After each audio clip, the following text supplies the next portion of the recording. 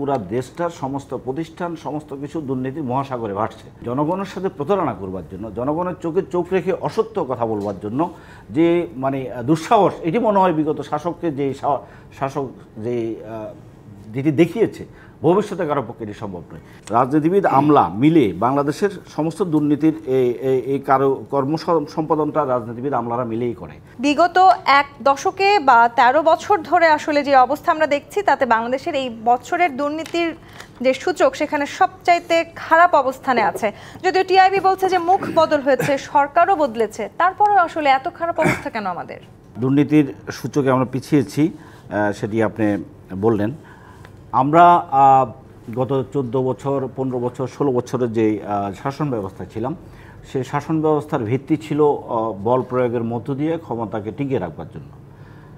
একটি গণতান্ত্রিক সরকার, রাজনৈতিক সরকার জনগণের আস্থাভাজন যখন থাকে, তখন সেটিকে ব্যবহার করার ক্ষেত্রে, গণতন্ত্র চর্চা করবার ক্ষেত্রে যে অংশীজন যেসব প্রতিষ্ঠানগুলো আছে সেগুলোকে যেভাবে নিয়ন্ত্রণ করবার সুযোগ থাকে, যেভাবে নিয়ন্ত্রণ করা বা সেগুলোকে যেভাবে ধরবার সুযোগ থাকে, বল প্রয়োগের মধ্য দিয়ে ক্ষমতাসীন থাকার কারণে ওই সমস্ত প্রতিষ্ঠানগুলোকে তার সেভাবে নিজের আয়ত্তে নিতে পারে না অথবা তাকে নিয়ন্ত্রণ করতে পারে না।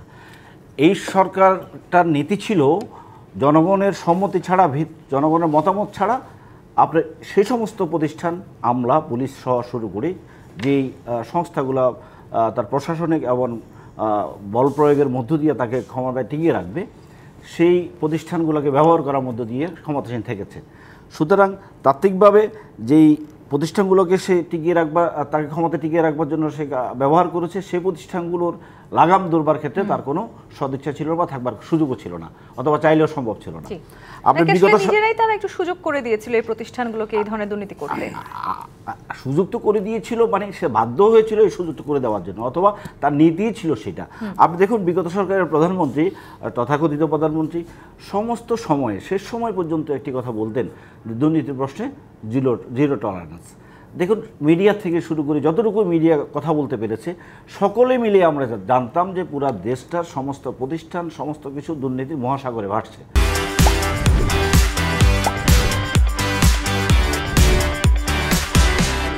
এবং সরকারের যারা একদম ঘনিষ্ঠ মহল, সরকার সহ প্রধান ব্যক্তি সহ সকলে মিলে দুর্নীতির এই সাগরে ঝাঁপ দিচ্ছে।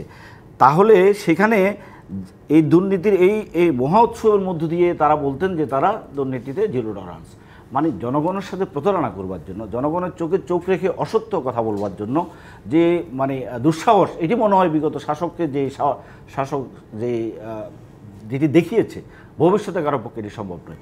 সেই জন্য বলছিলাম যে এই দুর্নীতির আমলাদের কথা বলছেন তো, রাজনীতিবিদ আমলা মিলে বাংলাদেশের সমস্ত দুর্নীতির এই কর্ম সম্পাদনটা রাজনীতিবিদ আমলারা মিলেই করে। সেক্ষেত্রে আমলার প্রাধান্যটা ঘটেছে এই কারণে, যেহেতু আমলা এবং এই প্রশাসনিক ভিত্তিগুলোর উপর দাঁড়িয়ে এই সরকার দেশের শাসন করার চেষ্টা করেছে। সুতরাং এই দুর্নীতি মুক্ত করবার জন্য, দুর্নীতি প্রবণ রাষ্ট্র থেকে আমাদেরকে বেরিয়ে আসবার জন্য যে বেশি প্রয়োজন, সেটি হচ্ছে যে জনগণের সম্মতিতে, জনগণের কাছে জবাবদিহিমূলক একটি সরকার প্রতিষ্ঠা করা, যেটি জনগণের কাছে ফিরে যাবে, জনগণের কাছ থেকে তার সম্মতি নেবে এবং তার জবাবদিহিতা নিশ্চিত করবে। তাহলেই সেই যাদের উপর নির্ভর করে, যে সমস্ত বাহিনীর উপর নির্ভর করে, তার বাহিনীর উপর নির্ভরশীলতা কমবে এবং জনগণের কাছে জবাবদিহি করবার কারণে তার, যেহেতু জনগণের ফিরতে হবে তাকে, এই দুর্নীতির প্রশ্নে সে লাগাম দিতে পারবে।